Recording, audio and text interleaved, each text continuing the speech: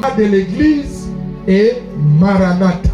Tulisema ya kwamba kunyakuliwa kwa kanisa ni kanisa toka chini kupanda juu, na Maranatha ni Kristo toka juu kuja kukamata bibi harusi ambaye ni kanisa. Katika mafundisho haya tulipana au moins 6 conditions ya eglise yenye itakuwa aleve. Condition 6 ya kanisa yenye itanyakuliwa. Tukasema ya kwamba kuingia mkanisa haikupatie fursa ya kusema ya kwamba Yesu akikuya sai na wewe utaenda. Unaweza kuwa huko mkanisa na Kristo anakuya sai na utaenda. Kondisio ya kwanza tulisema ya mtu mwenye atanyakuliwa pamoja na Kristo, ya kwanza ni kama amekubali Kristo kuwa Bwana na Mwokozi wa maisha yake na kumwamini ndani ya moyo wake ya kwamba Mungu amemfufua toka wafu. Kristo akikuya unaweza nyakuliwa. Kondisio ya pili tukasema ni kuzaliwa mara ya pili ama ubatizo ya maji mengi. Baada ya kumkubali Kristo kuwa Bwana na Mwokozi ya maisha yako, etape ya pili unafanya ni kubatizwa kwa maji mengi. Kondisio ya pili ya tatu tulisema ni kujazwa Roho Mtakatifu, kwa maana kila mwenye atakuwa na Roho Mtakatifu kwa ile siku Kristo atakuja ni yule ambaye atanyakuliwa pamoja naye. Mwenye hatakuwa na Roho Mtakatifu hatanyakuliwa. Atakuwa na neno, atakuwa madenomination. Tulisema mimi niko mkominote fulani, kominote itakubeba mbinguni. Itakubeba mbinguni ni ima condition tuko tunasema hapa. Umekubali Kristo kuwa Bwana Mwokozi wa maisha yako, umemwamini ndani ya moyo wako, umezaliwa mara ya pili ama ubatizo ya maji mengi, na kitu ya tatu Roho Mtakatifu anakaa ndani mwako. Kondisio ya ine kuchunga neno la Mungu. Biblia inasema kwenye kitabu cha Wakolosai, na neno la Mungu lijae kwa wingi ndani mwenu, kwa maana neno la Mungu linapana uzima, na ile uzima inaitwa uzima zoe. Uzima zoe ni uzima wa milele, ni uzima wa kimungu. Ikikala ndani mwako, Kristo akikuya utanyakuliwa. Kondisio ya tano tulisema ni kuishi maisha ya utakaso. Ndiyo, kuingia mkanisa ni bien, lakini zaidi kuishi maisha ya utakaso, maisha ya kumpendeza Mungu. Tulipana ingine point, tukaongea kuhusu marealite ya kunyakuliwa ya kanisa, na pana tu mbili. Nikasema ya kwamba kunyakuliwa ya kanisa haiko mahadisi, haiko mahabari, ni kitu kenye kitakuwa na kitafika.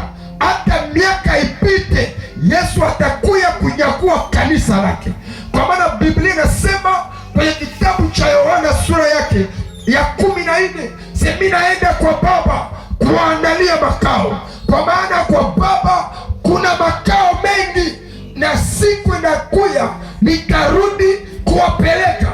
Maana yake habari ya siku za mwisho no, ama habari ya kunyakuliwa kwa kanisa ni habari za kweli. Kila Mkristo anapashwa lala na analamuka, anajua ya kwamba niko mgeni hapa duniani, niko mpita njia hapa duniani. Kama kifo hayanitangulia, Yesu akikuya sai naenda wapi? Lakini maombi yangu asubuhi ya leo, Yesu akikuya na wewe uende. Nasema Yesu akikia na wewe uende. Mina kutosha mulisti ya watu watabakia kwa jina la Yesu. Mina tosha watoto yako mulisti ya watu watabakia kwa jina la Yesu. Anasema amene na ikuwe vile kwa maisha yake. Kwa maana amene ni kuhakikisha, ni kukamilisha, ni kutia muhuri. Mungu akupatie neema. Wao wanasikia hii maneno, Yesu akikuya usibakie na uendeleze uzima wa milele. Pili ndio tuliongea jana. Realite ya pili naongea leo, sikuongea jana, ni kusema ya kwamba kunyakuliwa ya kanisa haiko njo mwisho ya dunia. Kwa maana kanisa itanyakuliwa na dunia itabakia kwanza. Paske inabidi mnyama aanze tumika. Inabidi 666 Eglise haitaishi mwakati ya mnyama. Batu ya mingi walifundisha eschatologie, bakatia enlèvement de l'église, bakaiaterea ko 666. Eglise haitaishi muda ya 666. Benye bataishi muda ya 666 batakuwa pale benye balirate enlèvement. Matthieu chapitre 25. Ase kulikuwa wabikira 10, 5 wapumbavu na 5 wenye busara. Aseme wale wenye busara walikuwa na neno na walikuwa na mafuta. Maana walikuwa na neno na walikuwa na Roho Mtakatifu. Kristo alipokuja, kanisa ikanyakuliwa, wakapanda pamoja na Kristo. Biblia inasema kukabakia 5 wakakosa mafuta. Biblia inasema walienda tafuta mafuta na wakaipata. Walipofika kwenye mlango, maandiko inasema ya kwamba wakasema mumefika mwisho, lakini walibakia na tala na walibakia na mafuta. Njo nini? Njo bale ba Kristo benye bakarate première session banachunga deuxième session. Tuiseme hiki. Et pourtant première session itakuwa ni grâce. Na shile tuko mu première session tuko ba gracier. Hakuna nguvu tunatumikisha, hakuna uwezo, hakuna sacrifice. Mais mu deuxième session kwa maana balibakia na parole. Banajua kama Kristo ni mwana wa Mungu, alikuja, akakufa, akafufuka, akaenda, akarudi kunyakua kanisa, na hakuna mwingine Kristo isipokuwa Mesia. Watachunga neno. Bale wa Kristo ndio watapambana na mnyama. Kwa maana mnyama atawaambia muniabudu, watasema hapana. Neno la Mungu tunajua aiseme kama tutakuabudu wewe, hatutakuabudu. Ndio pale kwenye mnyama ataanza azibu kabisa. Sasa kukosa connaissance ya ligne du temps inatuma watu baanze tia enlèvement de l'église baite kuta de la fin. Hapana. Kwa tumesoma Matthieu chapitre 24. Bapotre biko banauliza, utuambie, utujibie question 3. Question ya kwanza unasema jiwe juu ya jiwe haitasalia. Maana yake nini? Kristo alikuwa naongea juu ya hekalu ya Salomo. Hii hekalu yenye muko munaona, kuna siku hamtaiona. Jiwe juu ya jiwe haitasalia. Na c'est vrai, leo ukienda Jerusalem hautakutana hata briki yenye hapana juu ya briki ya hekalu ya Salomo. Kwa maana apres Yesu kukufa musemu ane 70, General Titus akatoka Rome anaingia Jerusalem. Kazi ya kwanza nyalifika ni kuakomplir profesia ya Yesu.